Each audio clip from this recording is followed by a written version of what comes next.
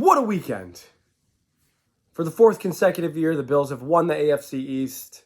They are now the 2 seed in the AFC, and as such, they will host at least one playoff game at Highmark Stadium. Super excited about that. I don't think any of us would have had this about 6 weeks ago after the Philadelphia game, losing in overtime the way that they did, heading into the bye, staring at Kansas City, Dallas at home, a trip out west to LA, who at the time would have had Justin Herbert and Keenan Allen, a couple division games to close it out. It looked bleak. Looked very bleak. But here we are. I think everybody would have signed up for this at the beginning of the season. Not necessarily the record of 11-6, but it's like, hey, you're going to be the 2 seed. All right. I think maybe a lot of people would have assumed they were behind the Chiefs. The Ravens were a possibility, of course. They seem to be, at least they have in years past, just kind of an accident waiting to happen. They usually sustain injuries at an exorbitantly high rate. It's the second week in a row I've used the word exorbitantly. Just super impressed by my vocabulary. I'm sure that you are as well. But that kind of shifted, that injury bug shifted to Miami. Because, man, were they shorthanded on Sunday night against the Bills. They were down Jalen Waddle, Raheem Mostert, Andrew Van Ginkel got injured. They were already down Jalen Phillips and Bradley Chubb, but Andrew Van Ginkel got injured during the game. Jerome Baker was activated on IR. He was also injured during the game. I feel bad for the fans, for sure, because it's no fun to go through that. The Bills went through that earlier this year when it was Trey White and Daquan Jones and Matt Milano all in back-to-back weeks there. Jones has since come back. That's great. The Bills sustained some injuries of their own on Sunday night as well, to Tyrell Dodson, to Rasul Douglas, to Gabe Davis. You know what? I'm jumping into the Miami game too quick. I want to relive the weekend. Can we relive the weekend first? Started on Saturday. Steelers at Ravens. You're hoping to get some help from the Ravens. And when the weather report came in, you're thinking, hey, maybe, it's going to be pouring rain. And it was pouring rain. Just a complete disaster as far as, weather goes. I guess it could have been snowing and more windy, I suppose, but it was ugly. Ugly to watch. I can't imagine having season tickets if you're a Ravens fan, and especially because you have the 1 seed locked up. Are you even going? There were definitely a lot of Steelers fans in the crowd, but they always travel well. I just wonder how many Ravens fans willingly went to that game and sat through the whole thing. Doesn't seem appealing to me. Anyway, it became pretty clear early on that you weren't going to get help from the Ravens, that maybe they were going to backdoor their way into winning this game because the Steelers aren't a super big threat on offense. They'd been pretty good. The Steelers were 3-0 with Mason Rudolph, and obviously we're going to talk more about the Steelers as this video progresses, but they had put up some yardage. They were over 400 yards the week before, against, I have it right here, against the Seahawks, 468 total yards. They nearly hit 400 yards in their win against the Bengals, and, they'd scored 30 points. So a little bit of a resurgence of their offense under Mason Rudolph, but weather was a factor. It really might be a factor this Sunday coming up against the Bills, too. Again, I'm getting ahead of myself. Greg, you're trying to relive the weekend. Let's just relive the weekend. Like I said, it became clear pretty early on that the Ravens really weren't going to be much help. They looked like they really had no interest in winning that game, although they played some of their starters throughout it. I noticed Patrick Queen in the game late. Some of these guys you can only make 5 or 7 players inactive. Some of these guys you don't really have a choice but to play. But like I said, they couldn't really, anything longer than 6 or 8 yards was celebration worthy for the Ravens. And yeah, you just didn't get help from them. It was disappointing, but the Bills still, they control their fate. You're still hey, we win the division and we're good to go here. But it made Sunday a little bit more nerve-wracking. Fortunately, the Bills, for the second time this season, get the help they need from the Tennessee Titans. Of course, they won in Miami, a dramatic comeback win on Monday Night Football a few weeks ago to help pull Miami closer to the Bills, and then they clinch a playoff spot for the Bills by defeating Jacksonville. And Jacksonville, I don't really know how to describe them. There's this, kind of happens with quarterbacks. And I'm not saying this necessarily applies to Trevor Lawrence, but more so it's a generalization regarding Jacksonville. You arrive. You announce to everyone that you're here now. And that's what the Jaguars did last year. They made the playoffs. They won the division. They big comeback win in their playoff game against the Chargers. They go to Kansas City and they kind of hold their own against the Chiefs, who ended up winning the Super Bowl. I think they did still lose by 10 points or so.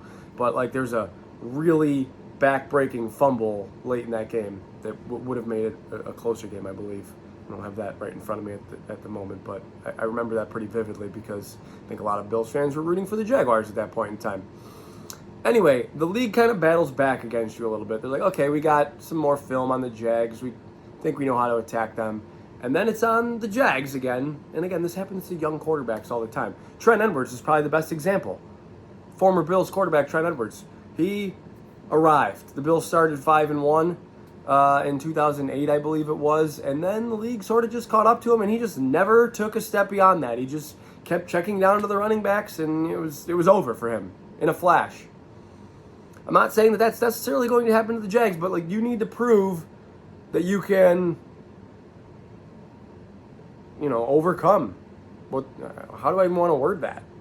The league is on to you a little bit, and you need to prove that you're just not some flash in the pan. That's it. It was clear early on in that game that unlike the Ravens, the Titans were actually going to try. They were going to try to give you the help that you needed, and Derrick Henry was fantastic. Ryan Tannehill, those are probably the last games as Titans for these two players, Ryan Tannehill and Derrick Henry. So they left it all out there, and much appreciated because it made the rest of the afternoon a whole lot less stressful because the Bills had locked up a playoff spot. I've spent way too much time talking about this, but this is what we were all going through this past weekend. So Sunday night arrives. And thank goodness the Bills got the help they needed from the Titans because holy moly was that first half. Could have been more frustrating. I guess they could have been shut out, but it was pick in the end zone, pick in the end zone. The second one I'm not going to rag on too much because it's 4th and 2. You need to do something. You're not just going to slide or throw it away, take the sack or throw it away. No, it's 4th down. So you throw a pick in the end zone, and since you're on the 35-yard line, it's actually stupid of the guy to intercept it because it cost his team about 15 yards. Whatever. But pick, touchdown, and then like a 10-play, 70-ish yard drive that ends on the 1-yard line and the clock expired because you don't have any timeouts and you threw short of the end zone. I mean, just bang your head against the wall type stuff. The Bills had almost 300 yards of offense in the first half. And they were losing 14-7.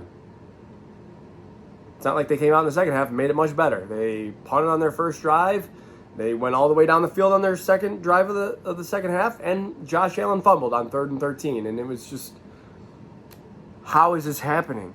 That is the type of stuff that, the phrase, F around and find out. And the Bills were doing a whole lot of effing around. It wasn't until the Deontay Hardy punt return touchdown. I mean, Miami was not much of a threat on offense in the second half. They ran 17 plays. They had 57 total yards or something like that. They were successful running the ball in the first half. They really didn't get a chance to do that. They were behind the sticks. They were in 2nd and 3rd and long situations. They were playing catch-up at the end. I mean, they didn't really have a chance to go back to the running game. I think they had 3 running plays out of their 17 in the second half. So kudos to the Bills' defense there for sure. But you still needed something to happen on offense. So, Deontay Hardy, thank you. I mean, am I one to... I might have been acted upset when he caught the ball at the 4-yard line. I was like, oh, just backing us up. And then suddenly it became clear by, the time he got to the 20 or 25 even, the Bills' 20 or 25, that he wasn't going to be tackled. There was just nobody near him. He got a nice block downfield by Poona Ford. I mean, untouched. And I rail against momentum all the time. Hard to fight it there because after that touchdown, I mean, the Bills they didn't coast by any means, but they were in complete control of the game. And I guess to rail against momentum, the Bills were in control of the game most of the way. They outgained Miami by almost 200 yards. They had the ball for like 38 or 39 minutes. Like, they were clearly the better team, as we all thought. But turnovers, penalties, stupid things. That's the type of stuff that'll get you beat by inferior teams. Certainly by good teams, but also by inferior teams. Fortunately, they put the Taylor Rapp interception at the end on the final drive. Puts a wrap to steal. Who said that? Mike Tirico, I believe, on the broadcast. That's a wrap on the AFC East. The Bills are champions for the fourth time. Love it. Our division comes through us. So much so that Bill Belichick isn't even here anymore because they've had so many, 3 or 4 down years now. Even the last 1 or 2 with Brady wasn't great. But they've had 3 or 4 down years. So much so that they've decided to move on from 6-time Super Bowl champion head coach Bill Belichick. We're doing that. But we're not here to talk about the Patriots. It's Steeler week. The Bills end up, obviously, like I said earlier, as the 2 seed. They could have been, because the Titans had won, they could have been the 2 or the 7. They were the 7.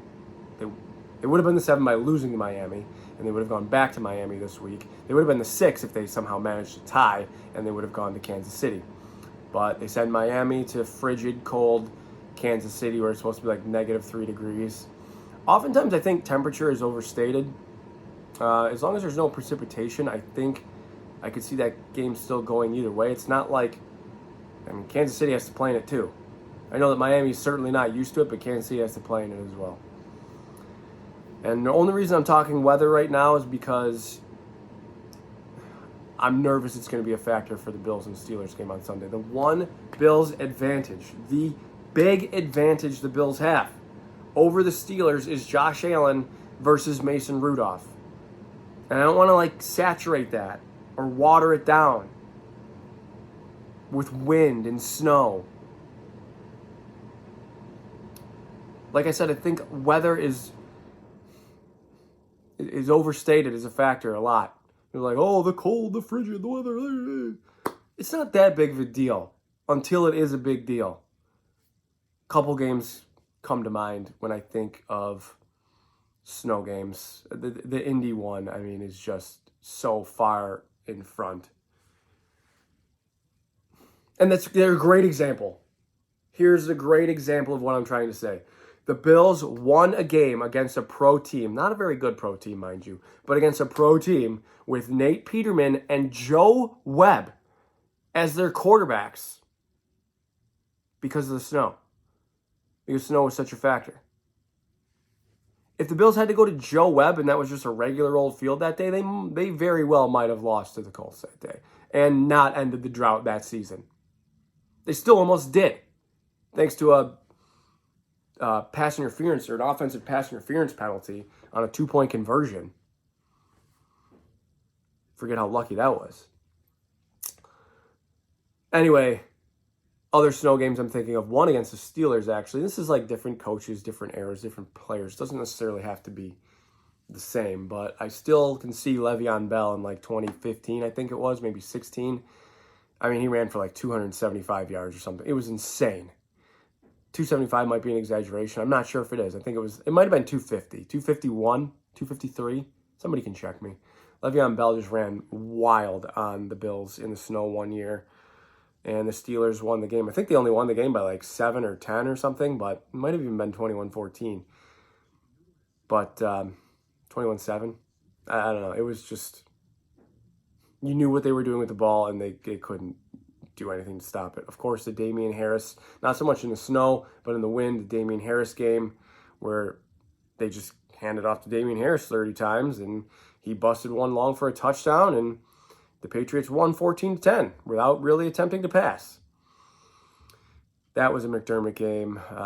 The previous one was a Rex Ryan game, the Le'Veon Bell game. There was a Jay Ajayi game in the snow as well. The Bills lost that game in overtime. Jay Ajayi went over 200 yards.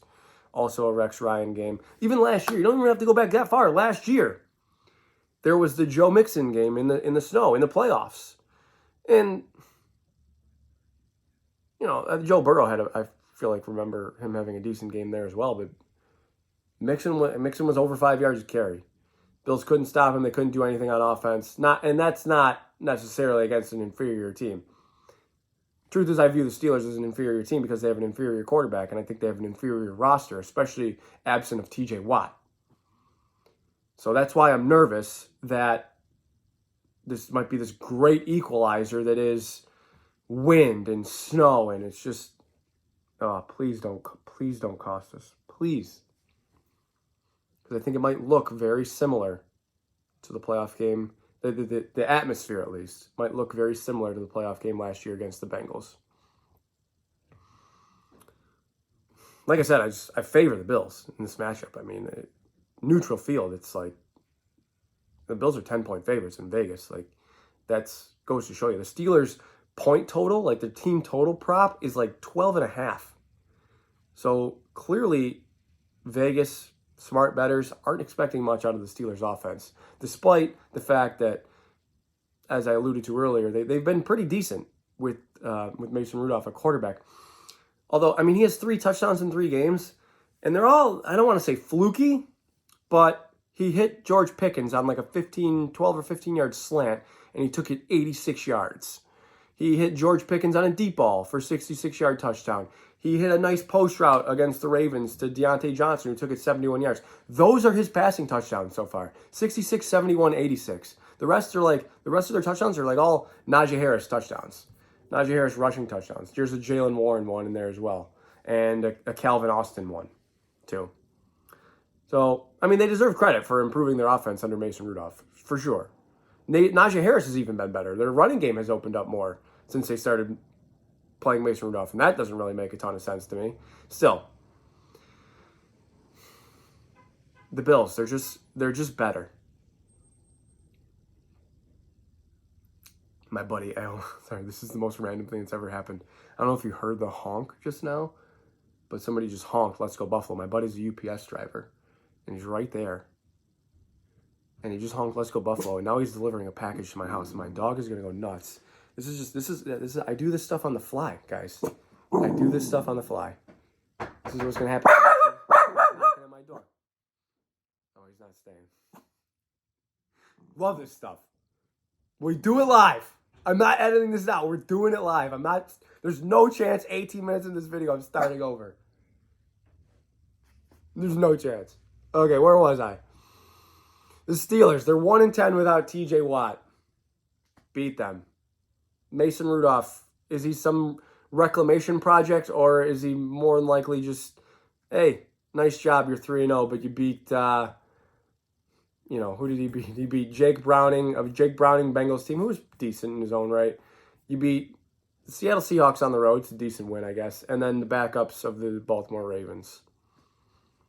I don't know. This feels like where that story comes to an end. The Bills are no shortage of injuries themselves.